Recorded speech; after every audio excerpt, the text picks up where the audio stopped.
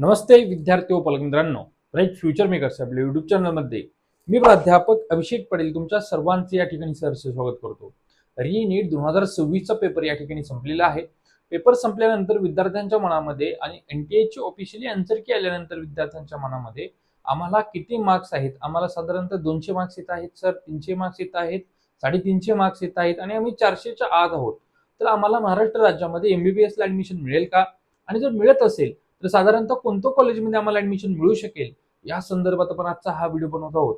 Channel जर नवीन असाल तर अशाच माहितीपूर्ण गोष्टीसाठी ब्राईट फ्युचर मेकर्स आपल्या युट्यूब चॅनलला तुम्ही सर्व विद्यार्थ्यांनी या ठिकाणी सबस्क्राईब करायचं आहे, जेणेकरून तुम्हाला लेटेस्ट अपडेटेड आणि जेवढी काही जेन्युइन माहिती आहे ती सर्व माहिती तुम्हाला या ठिकाणी पाहता येईल. सुरुवातीला सगळ्यात महत्त्वाचं म्हणजे काय, तुम्हाला एक गोष्ट मी अजूनपर्यंत या ठिकाणी हायलाइट करून देतो की तुम्हाला मार्क्स आता कमी येत असतील तर तुम्ही घाबरून जाऊ नका. तुमचं जे काही ऍडमिशन होणार आहे ते तुमच्या all India rank, SML rank, state merit list rank आणि महाराष्ट्र राज्यामध्ये जर तुम्हाला ऍडमिशन घ्यायचं असेल तर त्याच्यासाठी तुमचा कॅटेगरीचा रँक, त्या रँक तिन्ही रँकवर तुमचं काय होऊ शकतं, ऍडमिशन होऊ शकतं. त्यामुळं मार्कामुळे कुणीही या ठिकाणी घाबरून जायचं नाहीये. आजचा जो विषय आहे आपला तो म्हणजे महाराष्ट्र राज्यामध्ये तुम्हाला 250 ते 350 म्हणजे साधारणतः 200 मार्कापासून ते 400 मार्कापर्यंत साधारणतः कोणत्या कोणत्या कॉलेजेसमध्ये तुमचं ऍडमिशन होऊ शकेल या संदर्भात आपण आजच्या या व्हिडिओमध्ये पाहणार आहोत. तत्पूर्वी महाराष्ट्र राज्यामध्ये नेमके MBBS कॉलेजेस किती आहेत ते या ठिकाणी आपण पाहणार आहोत. महाराष्ट्र राज्यामध्ये 2025 पर्यंत म्हणजे गेल्या वर्षीपर्यंत साधारणतः 42 गव्हर्नमेंट मेडिकल कॉलेजेस होते. म्हणजे आहेत 42 गव्हर्नमेंट मेडिकल कॉलेज. त्याच्यामध्ये आता एक मेडिकल कॉलेज वाढण्याची शक्यता आहे, जसं मी तुम्हाला सांगितलं. ओके, एक आहे ते एम्स. महाराष्ट्र राज्यामध्ये नागपूरमध्ये एक आपल्याकडे एम्स आहे. एक आहे AFMC arm force medical college, जे कॉलेज आपल्या पुणे येथे आहे. एक आहे ते 25 जे आहे ते आपल्याकडे सेमी गव्हर्नमेंट मेडिकल कॉलेजेस आहेत, सेमी गव्हर्नमेंट किंवा प्रायव्हेट. ह्याच्यामध्ये एक जे आहे ते मायनॉरिटी कॉलेज आहे जालन्याला, आणि एक जे आहे ते वेदांता पालघर. ओके, हे 25 आहेत. ठीक आहे. आणि 16 आपल्या महाराष्ट्र राज्यामध्ये काय आहेत, डीम टू बी युनिव्हर्सिटी आहे, डीम युनिव्हर्सिटी म्हणतो आपण ते. आणि आजचा जो काही मुद्दा आहे माझा, तो मुद्दा असा आहे की महाराष्ट्र राज्यामध्ये टोटली आपल्याकडे 85 MBBS कॉलेजेस आहेत. आणि माझ्या माहितीनुसार या वर्षी या 85 मध्ये 85 प्लस 4 असे मिळून 4 सेमी गव्हर्नमेंट कॉलेजेस या ठिकाणी महाराष्ट्र राज्यामध्ये ऍड होऊ शकतात. टोटल जे कॉलेजेस आहेत त्या कॉलेजेसची संख्या 89 होऊ शकते. आणि प्लस ह्याच्यामध्ये ह्या 89 कॉलेजमध्ये साधारणतः माझ्या माहितीनुसार एक 600 सीट्स वाढू शकतात. ओके, तर साधारणतः किती सीट्स महाराष्ट्र राज्यामध्ये वाढणार आहेत, तर 600 सीट्स वाढणार आहेत. आणि तसं पाहायला गेलं तर नीट UG 2025च्या कट ऑफ पेक्षा ह्या वर्षीचा जो काही कट ऑफ आहे तो असा काही खूप जास्त हाय राहणार नाहीये. हा पेपर खूप अवघड होता, त्याच लेवलचा होता. फक्त बायोलॉजी हे याच्यामध्ये सोपं आलेलं होतं, त्यामुळे कट ऑफवर निश्चितपणे कट ऑफ खाली पडण्याची शक्यता आहे. 600 नवीन सीट्स या ठिकाणी ऍड होण्याची शक्यता आहे. त्यामुळे विद्यार्थ्यांनी कुणीही या ठिकाणी घाबरून जायचं नाहीये. आता दुसरा महत्वाचा मुद्दा काय की विद्यार्थ्यांना या 85 कॉलेजेस पैकी 16 कॉलेज डीमचे आपण बाजूला ठेवून देऊया. हे जे काही उर्वरित कॉलेजेस आहेत त्या उर्वरित कॉलेजेसमध्ये विद्यार्थ्यांच्या कॅटेगरीनुसार सीटचं डिस्ट्रीब्युशन कसं केलेलं आहे ते पण आपण पाहणार आहोत. महाराष्ट्र राज्य CET सेलच्या नियमानुसार महाराष्ट्र राज्यामध्ये समजा ओपन साठी 38% जागा आहेत. म्हणजे सांगायचं झालं तर समजा 100 सीट्स असतील. ओके, तर 100 सीट्स पैकी 38 सीट्स ह्या ओपन साठी असतात. 38% सीट, सॉरी 38 नाही, 38% सीट ह्या 100%पैकी ओपन साठी, ओपन मेरिट साठी या ठिकाणी रिझर्व्ड असतात. EWS साठी 10% जागा आहेत, SC साठी 13% जागा आहेत, ST साठी 7% जागा आहे. आणि नंतर VG DTA म्हणतो त्याला आपण, त्याला 3% जागा शिल्लक आहेत महाराष्ट्र राज्यामध्ये.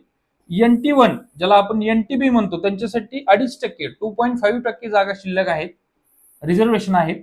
NT2 ज्याला आपण NTC म्हणतो त्यांच्यासाठी 3.5% जागा शिल्लक आहेत. NT3 ज्याला NTD म्हणतो त्यांच्यासाठी 2% जागा शिल्लक आहेत. OBC साठी 19% जागा शिल्लक आहेत. आणि SCBC सोशली आणि एज्युकेशनली बॅकवर्ड क्लासेस, SCBC साठी साधारणतः 10% सीट्स या महाराष्ट्र राज्यामध्ये शिल्लक आहेत. आणि ह्याच्यामध्येच एक हॉरिझॉन्टल रिझर्वेशन असतं, तुम्ही बघू शकता हॉरिझॉन्टल रिझर्वेशन असतं, त्याच्यामध्ये हॉरिझॉन्टल रिझर्वेशन मध्ये ह्या सर्वच कॅल्क्युलेशन केल्यानंतर जे काही विद्यार्थ्यांना हॉरिझॉन्टल रिझर्वेशन राहतं त्याच्यामध्ये वुमनसाठी आता महाराष्ट्र राज्यामध्ये 100 जर सीट्स असतील जसं मी म्हटलं तुम्हाला, तर या 100 सीट्स पैकी 70 सीट ज्या असतात त्या जनरल असतात आणि 30 सीट ज्या असतात त्या वुमनसाठी राखीव असतात. त्यामुळे महिलांसाठी इथं खूप चांगली ऑपॉर्च्युनिटी आहे की 30% जागा शिल्लक असतात आणि उर्वरित 70% जागेमध्ये बोथ मेल अँड फिमेल दोन्हीही या ठिकाणी काय करू शकतात, अप्लाय करू शकतात. हे असं असतं. त्यामुळे 30% सीट्स या वुमनसाठी आहेत. PWD पर्सन विथ डिसॅबिलिटी यांच्यासाठी 5% जागा शिल्लक असतात इच कोट्यामध्ये. डिफेन्ससाठी 5% जागा शिल्लक असतात. ऑर्फन अनाथसाठी 1% जागा शिल्लक असतात. आणि हिली एरिया, आता हे खूप महत्वाचं आहे, हिली एरियामध्ये 3% हॉरिझॉन्टल रिझर्वेशन आहे फक्त गव्हर्नमेंट एमबीबीएस कॉलेजेसमध्ये. तर अशा पद्धतीनं हे रिझर्वेशन आहे, तुमच्या कॅटेगरीसाठी एवढ्या सीट्स रिझर्व्ड आहेत.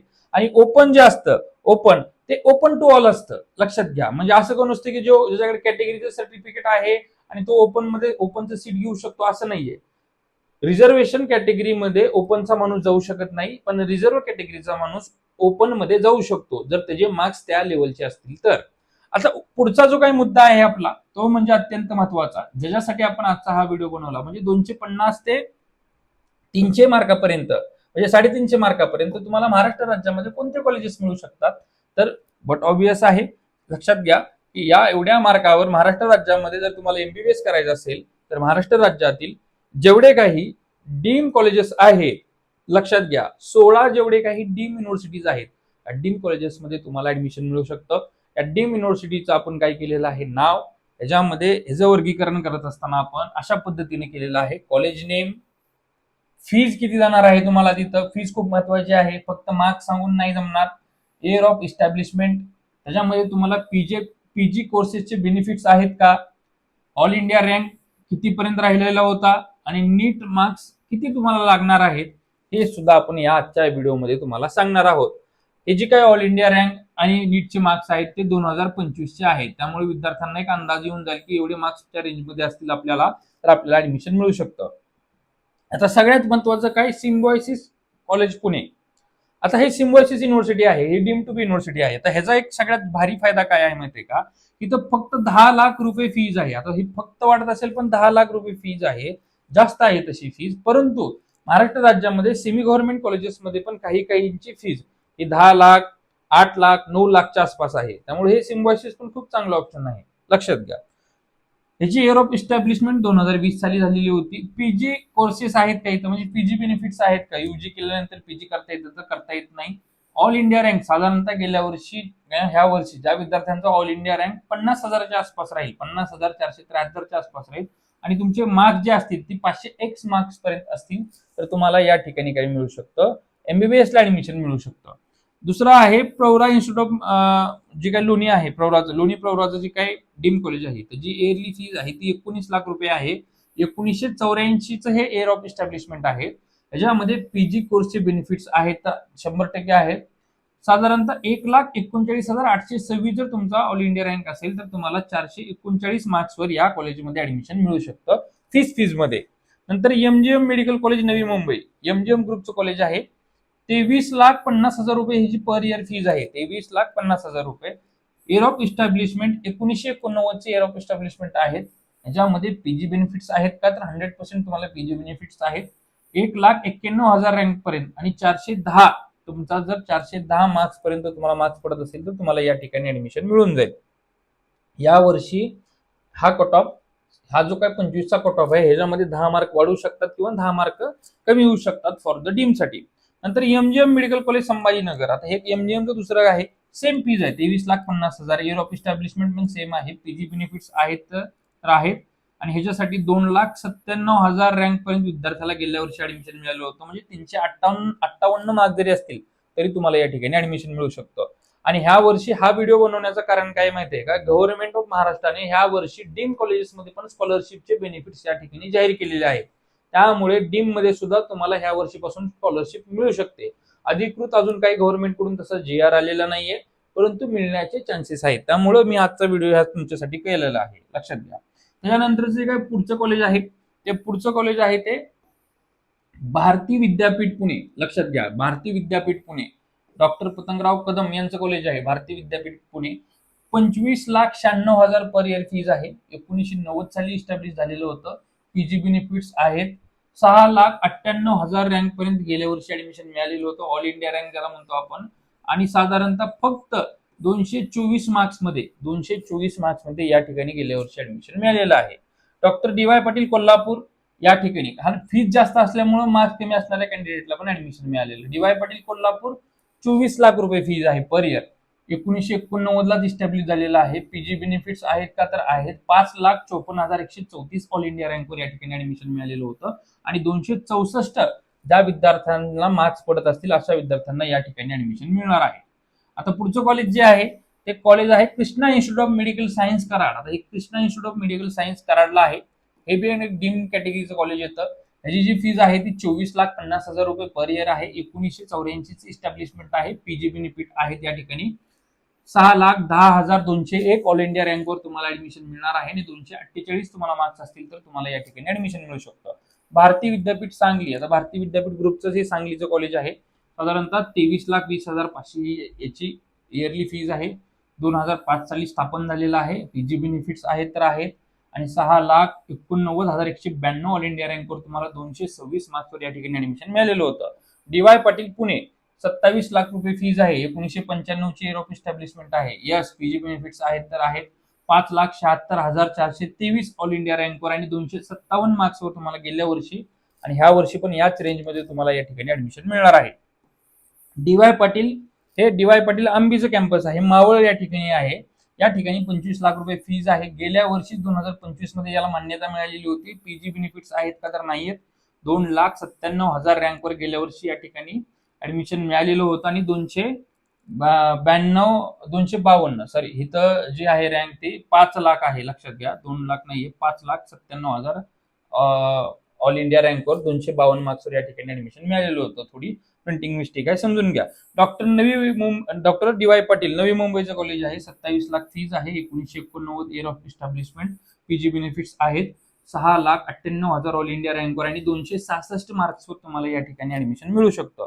जवाहरलाल नेहरू दत्ता मेघे कॉलेज वर्धा, वर्ध्याचं आहे. विदर्भ साईडचं कॉलेज आहे. 22 लाख फीज आहे पर इयर. 1990 सालचं इयर ऑफ इस्टॅब्लिशमेंट आहे. पीजी बेनिफिट्स आहेत तर आहेत. 5,54,134 ऑल इंडिया रँकवर आणि 252 मार्क्सवर तुम्हाला या ठिकाणी ऍडमिशन मिळणार आहे. आता हे पीजी बेनिफिट्स मी म्हणतो म्हणजे काय, तर तुम्हाला इथं जाऊन भविष्यात पीजी पण करता येतं. पीजी कोर्सेस असतात, त्याच्यामध्ये गायना, ENT सर्जरी यासारख्या ब्रांचेस मध्ये तुम्ही काय करू शकता, पुढे पीजी पण या कॉलेजमध्ये करू शकता. दत्ता मेघे कॉलेज नागपूरचं कॉलेज आहे. 22 लाख फीज आहे. 2020 साली इस्टॅब्लिशमेंट होतं. पीजी बेनिफिट्स नाहीये तिथं.